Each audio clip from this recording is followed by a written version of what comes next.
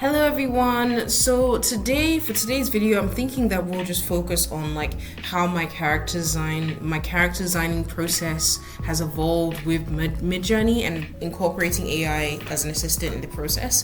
So this is one of the earliest character designs that I got actually screen recorded, where I was using AI to assist my process.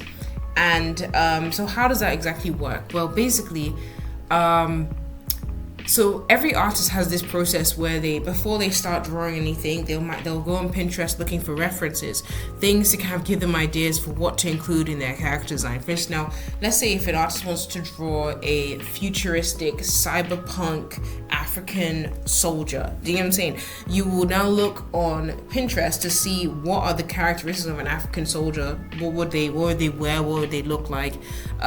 What features do I want to use to gather from different people's drawings in order to make my own unique character design.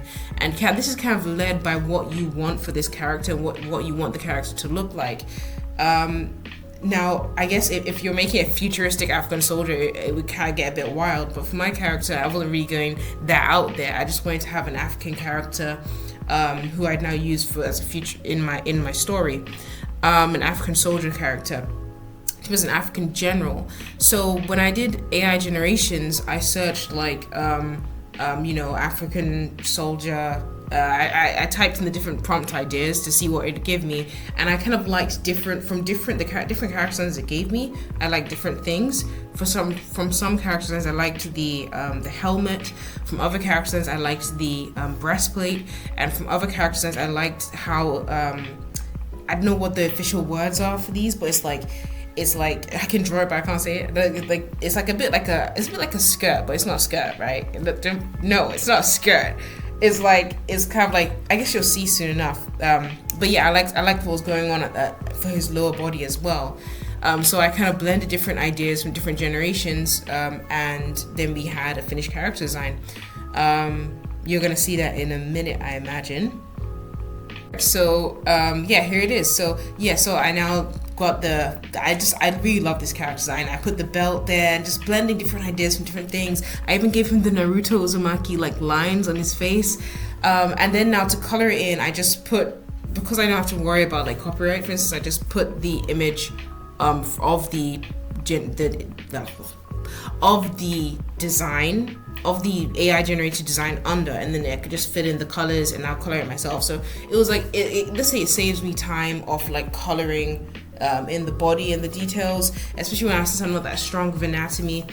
Sometimes getting the shadows right for the abs and stuff, it can take a lot of time, which I didn't really want to do because I wanted my characters to just be done quickly so I could move on to the webtoon. And that is something I really am grateful to AI for. Now, moving on to my next design. Okay, so in recent times, I'm worked on the cover of my art book, which I'm going to release soon, retrospective art book. I've mentioned this in a previous video, but depending on public feedback and God, I hope to release it this year, 2025 autumn. But it really depends on you guys. You have to let me know that you want it. That way it will increase in my priorities. But if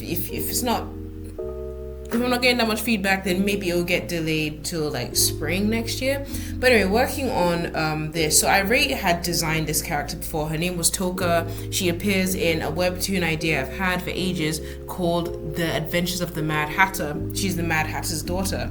And so I already had a little profile headshot that I designed of her, and I now inserted that headshot into Midjourney and got Midjourney to create a character design, a full body character design for that character. And then I just made a few minor edits to the character design that Midjourney made so that I could now work with that the Midjourney generated character design. The reason I did that is because I didn't really want to spend any much time working on the character design at all. I wanted to focus on creating a cover for my art book, and I wanted to use the character of Toka, and I need to have a character design for her so I could see what she looks like from different angles and then draw her in a position for the cover of my book, my art book. Now, interestingly, here's where I started to really just play around and think about how can AI be my assistant, and you start using AI to like help me with some things. For instance, now, I at first, as you saw at the beginning of this, I generated a few different references for the image I was going for, so I could have an idea of what I wanted to draw, and I used those reference images. But then after that, I then thought I was using it as reference images, and I wasn't really getting the pose right. So then I inserted my sketch pose into Midjourney, which you saw a few minutes earlier. And then I got Midjourney to now generate a correct sketch of correct anatomy, or as correct as Midjourney will get with anatomy, and give me that fixed sketch. Then I now drew over that fixed sketch, drew my character again on top of that, and now we have this where we are right now. As you can see, we're bouncing between the two different sketches in order to just make sure that the face is looking correct and stuff like that. And so I guess here's where more of my exploration really began. Just free exploration, no judgment, allowing myself to just have fun with the tools that God has given me, in the sense that, being able to have AI, but then also exploring and pushing my own creativity to the max. And I really like it because it's like doing it this way, drawing kind of became, it's like I'm drawing my own idea, but with the support, as if I have like this more senior artist who's drawn something already, and now I'm like doing an art study based off what they give me, and I still have the creative control in order to choose how I want certain things to go, where I want to place the shade, how I want to shade, all that stuff. But I'm referencing the more professional artists or the senior artists' work. I don't have to worry about, too heavily referencing them in such that, it becomes copyright or something like that, because it's already AI generated. I think how is it? AI generated images are copyright free or in the public domain, something like that. I'm not getting the words right, but yeah, so I don't have to worry and I can just draw.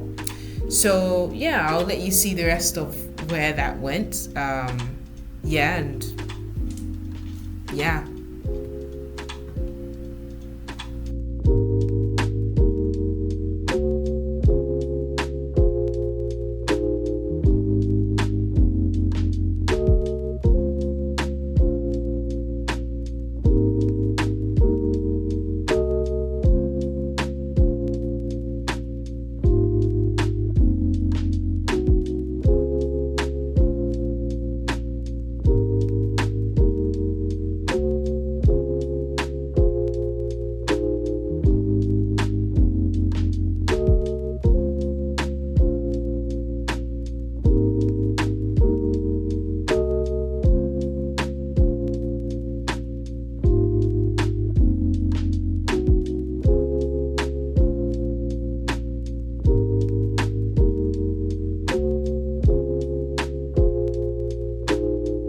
In particular, I'm here again. In particular, something really cool happened here. So this part, I'm not really good with backgrounds, especially not making them look as beautiful as the AI has got up there. And so I really had the opportunity to really explore, how did the AI do that? And now this is where the art study really started to happen, as I was trying to break down how the AI did that with the background. And yes, it was really fun. But the interesting thing is that I didn't really like what mine looked like at the end. So I now took my finished image and I put it into Midjourney, and I now used it as another reference for Midjourney to make another thing on top of that. And I guess you'll see how that came out in a minute that it finished. This part of the screen recording. So where I'm at right now is using Midjourney to generate character designs quickly, and then I make some edits to perfect what Midjourney has created, because for instance, now Midjourney, it may not, let's say if I'm getting it to generate a turnaround, it may not generate it in all the views that I need, like front view, back view, side view, so I will have to draw the back view myself, Also, if I want to add in some elements, it may take way too long to try and get Midjourney to add it the way I have it in my head. So I just do it myself. It speeds things up. I can just add what I want added. For instance, now if I want a girl to be bold, I can just say make girl. I can just draw the girl bold rather than struggling to get Midjourney to understand that I want the girl to have no hair, so I will have nothing on their head, or even to be fighting with Midjourney over like, no, I said scarf, but you don't have to add 2 scarves, like Midjourney is always doing overkill. But yeah, so, and I think I like this because it's like, typically in an art studio, you would have someone taking care of character design whilst you would be taking care of, let's say, concept art, and then be someone else taking care of like actually animating something. But since right now, at least at present, I'm a one-person studio, and I have so many ideas, so many things I want to do, it's actually worthwhile to have Midjourney kind of do the roles, or do majority of the roles work, and I just kind of come in and just like an art director, I just say, okay, no, I want to keep this, no, I want to remove this, no, I want to do this, and I can just do minor edits. It's beautiful to have Midjourney taking most of the work, and I can just come in with minor edits and draw those edits in myself. And I think that's the the bonus of using AI as an artist who already knows how to draw. And I mean, and even more beautiful is it that even though I'm using AI as an artist, it doesn't mean that my skills as an artist have to depreciate or like grow worse, because as you saw with the previous work I did, where I was using AI to make the art book cover, I still did my own art study, I still did my own work, and then I now used AI to make it better. And so it's like my original idea is like how some people might use like a sketch, and then they may put their own sketch into AI, and then the AI will now generate something. But let's say if they don't like the colors of what AI generates, they can now change the colors, so it's like it's nice from this place of, from the education aspect, I could now I could put in my own artwork and say, okay, so this is my own artwork, and it didn't come out exactly how I wanted it to. Like, what is it that I didn't get right? And then just keep doing the art study. Like, you put in your own work into AI. The AI gives you something better, or a better version of your work. You're like, okay, what the heck did it just do to make it better? And then you now take the bettered work, and then you now try and make it through an art study. So it's like this iterative process until you have something that you're truly proud of.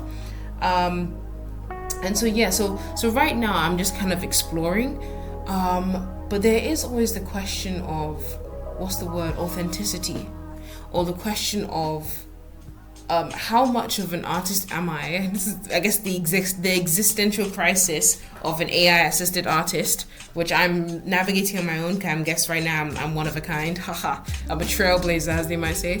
So there's the existential crisis of like, how authentic is my work? How much ownership can I take for the work? Because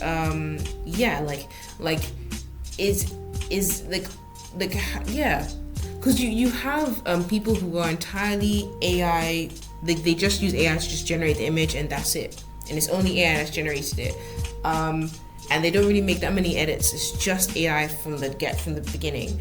And then you have the artist who has come up they've sketched it, they've line arted it, they've colored it, everything was them. And now you have me, who is like, I use the AI to do some of the generation, to do the art, for instance, and then I might, for the characters, I just draw a little bit on top. I haven't yet started, for some of the projects that I'm showing here, I haven't yet started working on the bulk of the work, which is actually generating the scenes, the actual the scenes that I'm going to show in the webtoon. And so now for the webtoon, it has to be depicted in a way that makes sense. You have to have the storyboards going together and working together. And so let's say the role of the AI is going to have to decrease in that way, because AI doesn't really get things consistently often. You know what I'm saying? It struggles to keep a character consistent, or to keep the hand looking correct and stuff like that.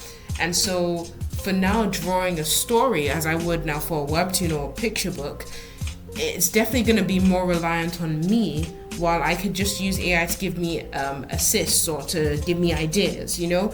So my process is still being refined, but I think I've come to a comfortable place now with character design. At least I like to use AI to do the bulk of the character designing, and then kind of draw over it, but also depending on my attachment to the character. If the character, like as we saw in the beginning, if the character is a main character of mine who I really love and who I have a particular image for, then I'm not just gonna grab any random characters and AI gives me and just make a few minor edits. Rather, I'll kind of take a bit more ownership and properly draw the character, and draw the things I want on the character. But then if there is like, but if I'm a little more detached from the character, and let's say I just want to make sure it looks a certain way, then maybe now the AI does more of the work.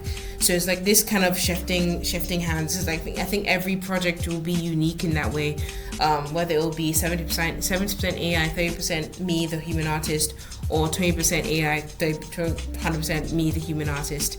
And so that's why I guess it's perfect to finish this video off with my most recent project, or what I'm working on right now, which is a rosary picture book. So this first scene here is the Annunciation. We're drawing it like from the perspective as if, you know, Mother Mary is having a dream, and this is somewhat inspired by the movie Mary. I didn't really like how the Annunciation in the movie Mary on Netflix was quite dark. So but I'm borrowing that idea of the dream. The dream is in the dream that she sees the angel, and the angel tells her that, you know, hail full of grace, the Lord is with you. You know, and then also the dove, and I'm kind of like, I want to give it a more dream-like, but also beautiful and light-filled image, because I didn't really like how mood and dark the Netflix show depicted the Annunciation. Anyway, that's a complete side note. Yeah, so join me in exploring with AI as a human artist. Exploring with AI and see where it leads. It's fun. It's a fun process. Yeah, and right now my goal is, can we use AI to be efficient while not losing creative control? You know, not kind of having the same generated expressions and just reiterating, repeating everything that's already on the internet.